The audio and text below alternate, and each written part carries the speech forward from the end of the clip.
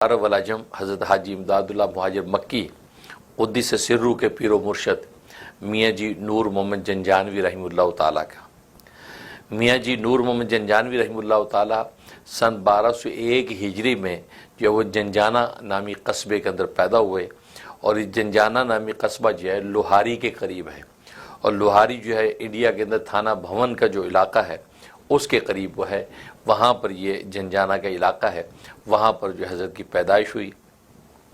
حضرت میاں جی نور محمد جنجانوی رحمۃ اللہ علیہ کو اللہ تبارک و تعالی نے ولایت و معرفت کے بڑے بلند مقامات عطا کر رکھے تھے، اور عجیب ولایت و معرفت و کشف و کرامات ان کو نصیب تھے، لیکن اخفا اس قدر تھا، اس قدر اپنے آپ کو چھپاتے تھے کہ کسی نے اندازہ نہ لگایا کہ حضرت جو اپنے وقت کے اتنے بڑے اونچے مقام پر فائز ہیں، گویا کہ وقت کے ابدال ہیں۔ یہ تو حاجی امداد اللہ مہاجر مکی رحمۃ اللہ علیہ کے خواب کے ذریعے سے جو آپ کی شخصیت جو لوگوں کے سامنے آئی۔ خود حاجی صاحب رحمۃ اللہ علیہ فرماتے ہیں، اور حاجی امداد اللہ مہاجر مکی رحمۃ اللہ علیہ کے بارے میں آپ جانتے ہیں کہ بر صغیر پاک و ہند کے بڑے بڑے اولیاء کاملین جو ہے وہ آپ کے سامنے جو روحانیت کے مراتب طے کر چکے ہیں، چنانچہ علماء دیوبند اور علماء بریلوی کے جو ہے وہ مشترکہ جو ہے پیر و مرشد ہیں، اور ان کا فیضان جو ہے دونوں مکاتب فکر میں برابر پھیلا ہے۔ بڑا اونچا مقام حاجی صاحب کو اللہ نے عطا کیا تھا۔ خدا حاجی صاحب فرماتے ہیں کہ میں ایک وقت پہ جو ہے جوانی کا دور تھا، تو ایک اضطراب کی کیفیت تھی، اللہ کی تلاش تھی، لیکن کوئی پیر و مرشد نہیں ملتا تھا کہ وہ پیر و مرشد جو مجھے ولایت و معرفت کے مراتب طے کروائے۔ لہٰذا شب و روز اسی اضطراب میں گزرتا تھا، دعائیں کرتا تھا، رجوع اللہ کے اندر کوئی کمی نہ چھوڑی، یہاں تک کہ ایک مرتبہ میں نے خواب دیکھا۔ خواب میں نے یہ دیکھا کہ میرے جد امجد ملا باقی رحمۃ اللہ علیہ ایک مجلس لگی ہوئی ہے، اور جس میں رسول اللہ صلی اللہ علیہ وسلم بھی تشریف فرما ہے، تو میرے جد امجد ملا باقی رحمۃ اللہ علیہ نے میرا ہاتھ پکڑا اور جو ہے وہ سرکار دو عالم صلی اللہ علیہ وسلم کے سپرد کر دیا۔ سرکار دو عالم صلی اللہ علیہ وسلم نے آپ کا ہاتھ لیا اور میاں جی نور محمد جنجانوی رحمۃ اللہ علیہ کے ہاتھ میں پکڑا دیا۔ اب یہ نظارہ دیکھا اور حاجی صاحب کی آنکھ کھل گئی۔ فرماتے کہ اب میں حیران کہ وہ چہرہ ہے جس کے ہاتھ میں ہاتھ مجھے میرا دیا گیا، وہ چہرہ کہاں ملے گا؟ ان کی تلاش میں کئی سال گزر گئے، لیکن وہ شخص کہیں نظر نہ آئے۔ بڑے بڑے پیرانے مرشد کے پاس جاتے رہے اور ان کا دیکھتے رہے، وہاں سے بہت سی جگہوں پر سے اجازت و خلافت بھی آپ کو مل گئی، مراتب طے کی، لیکن وہ جو چہرہ تھا جو رسول اللہ صلی اللہ علیہ وسلم کی مجلس میں دیکھا تھا، جن کے ہاتھ میں ہاتھ دیا تھا، وہ چہرہ نظر نہیں آتا۔ اسی اضطراب کی کیفیت میں تھے کہ ان کے ایک استاد مولانا قلندر صاحب رحمۃ اللہ علیہ کے استاد تھے، تو مولانا قلندر صاحب رحمۃ اللہ علیہ نے جب حاجی صاحب کی بے چینی دیکھی تو کہا کہ بھئی آپ ایسا کریں کہ جنجانہ شریف چلے جائیں، جنجانہ شریف کے اندر ایک بزرگ ہیں میاں جی نور محمد، آپ ان سے ملاقات کریں، یہ لوہاری کا علاقہ ہے، وہاں پہ رہتے ہیں، ہو سکتا ہے کہ آپ کی اضطراب میں کمی آ جائے۔ چنانچہ وہ حاجی صاحب فرماتے کہ بعد میں نے یہ سنا تو بغیر سواری کے انتظام کیے پیدل ہی چل پڑا، کہ شوق اضطراب اتنا تھا، پیدل دیوانہ وار چلا جا رہا ہوں، پاؤں میں کانٹے لگ گئے، پتھر لگ گئے، لو لوہان ہو گئے، جابلے پڑ گئے، لیکن میں چلا جا رہا ہوں۔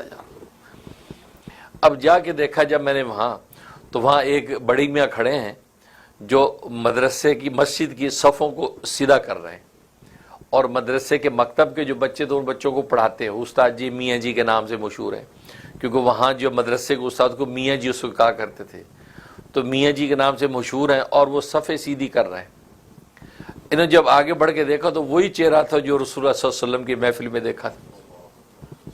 آپ دوڑے دیوانہ وار اور جا کے قدموں میں گر گئے، پیر پکڑ لیے۔ تو میاں جی نور محمد رحمۃ اللہ نے کندھے سے پکڑا اور اٹھایا اور یوں دیکھا، فرمایا کہ نوجوان بڑا ناز ہے تمہیں اپنے خواب پر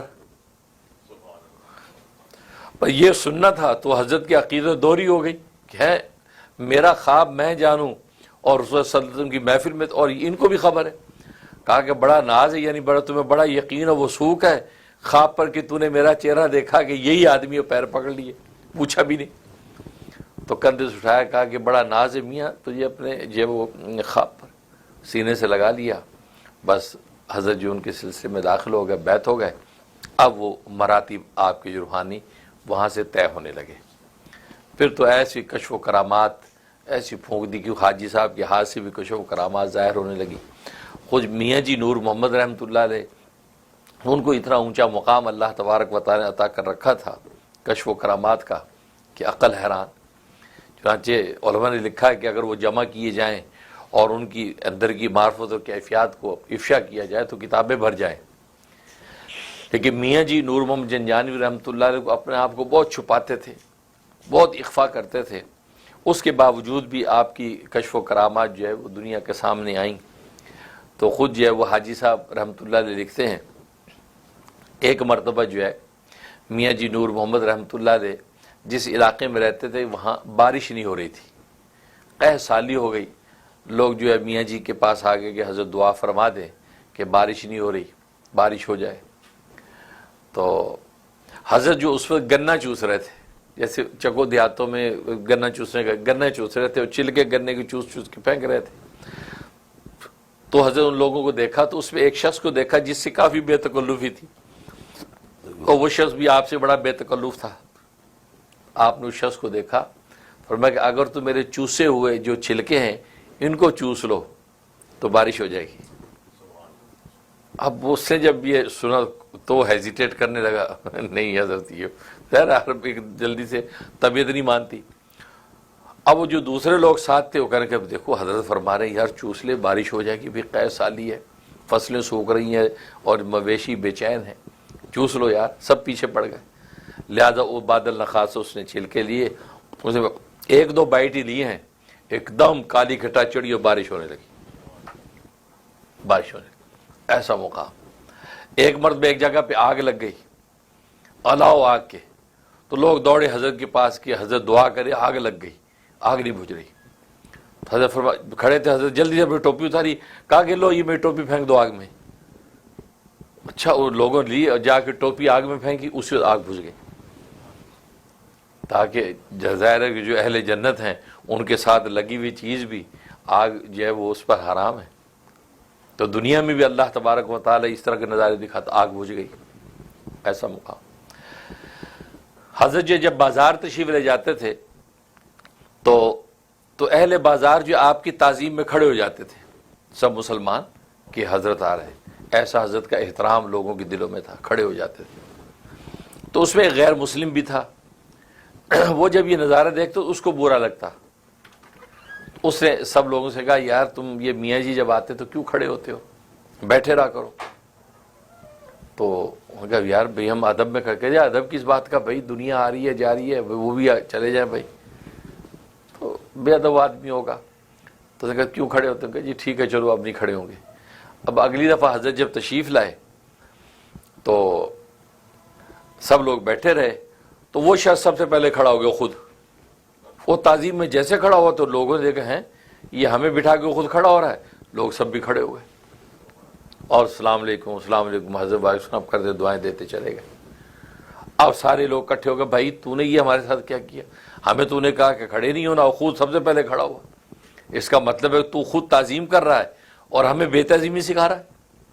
تو دوست یار لگے پیچھے، کہتے یار سچی بات یہ ہے کہ میں کھڑا نہیں ہو رہا تھا، پتہ نہیں کسی نے میرے کان سے پڑھا کہ کھڑے ہو جاؤ، کھڑے ہو جاؤ۔ کہتے کون سی طاقت تھی، کیا تھا، کسی میرے کان سے پڑھا، کہتے کھڑے ہو جاؤ۔ کہتے مجبوراً کھڑا ہونا پڑا، کہتے میں کھڑا ہو تو تم لوگ بھی کھڑے ہو گئے۔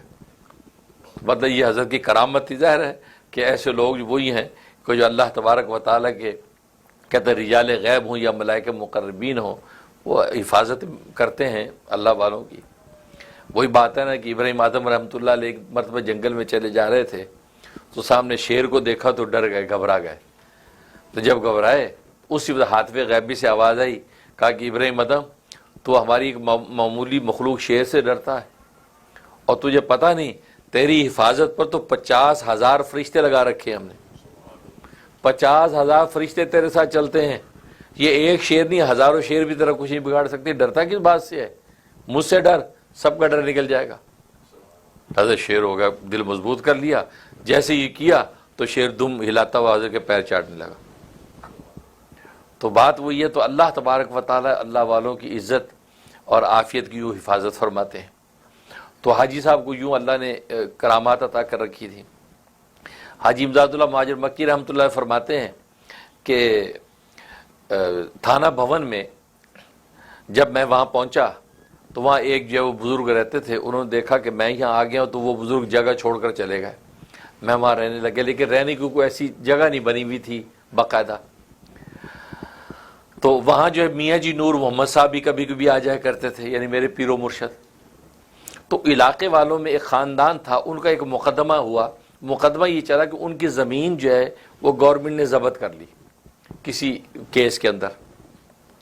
جب ضبط کر لی تو وہ بیچارے روتے دھوتے پریشان آئے میاں جی نور محمد کے پاس، کہا کہ حضرت دعا فرما دے، ہماری زمین ضبط ہو گئی اور ہمارے پورے خاندان کی شان ہی اس زمین سے تھی، گزر بسر بھی اسی سے تھا۔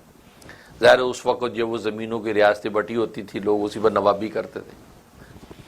حضرت فرمایا دعا تو کر دو لیکن ایک شرط ہے، شرط یہ کہ میرے جو حاجی ہے، میرے حاجی کے پاس کوئی سہ دری نہیں ہے، مطلب کوئی چھت وت بنی ہو، کوئی کوٹھا بنے ہو تو اللہ اللہ کرائے، تو اس کے پاس سہ دری نہیں بنی ہوئی، تو اس کی سہ دری بنانے کا وعدہ کرو تو میں جو ہے نا وہ دعا کر دوں گا۔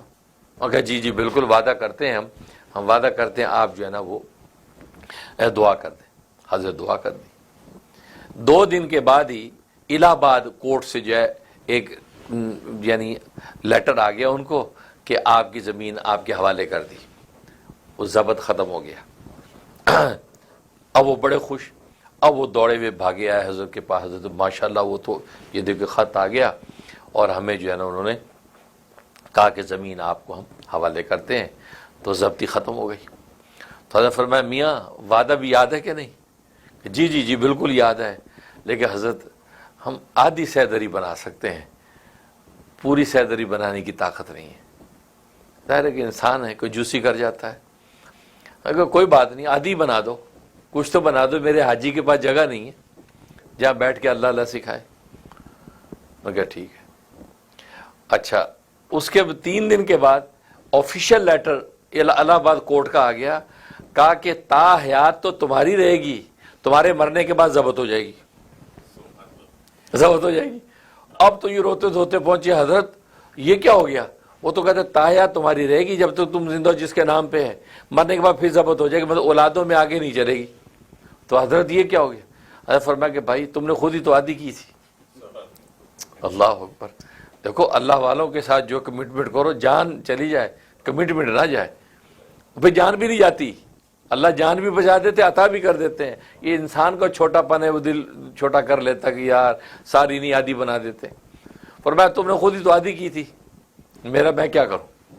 بڑی منت سماجی کیجیے۔ وہ کہتے نہیں بس وقت گزر گیا، میرے حاجی کو آدھی بناؤ اور جاؤ۔ جو ظاہر ہے کہ ٹائم ہوتا ہے، کیونکہ وہ کہتے ہیں مومن جو ہے نا 1 مرتبہ 2 مرتبہ نہیں ڈسا جاتا، 1 مرتبہ کی جس جگہ سے دھوکہ ہو تو بار بار دھوکہ کھائے، مومن کی شان نہیں ہے۔ حضرت ان کو چلتا کیا۔ تو کہنے کا مطلب اس طرح میاں جی نور محمد رحمۃ اللہ علیہ کو اللہ تبارک و تعالیٰ نے کرامات اور کمالات عطا کر رکھے تھے، اور ظاہر ہے کہ یہ فیضان پھر آگے جو ہے حاجی امداد اللہ مہاجر مکی رحمۃ اللہ علیہ کو ملا، اور پھر ان کو اللہ تبارک و تعالیٰ شیخ العرب والعجم بنایا۔ ہند و پاک بر صغیر کے علماء دیوبند، علماء بریلوی سب ان کے سلسلے کے اندر بیعت ہوئے، اور انہوں نے ولایت و معرفت کی جو ہے منازل کو طے کیا۔ اللہ سے دعا ہے کہ اللہ تبارک و تعالیٰ میاں جی نور محمد رحمۃ اللہ علیہ کی جو خاص نسبت ہمیں نصیب فرمائے، ان کے درجات بلند فرمائے، اور ان حضرات کے نقش قدم پر چلنے کی توفیق عطا فرمائے۔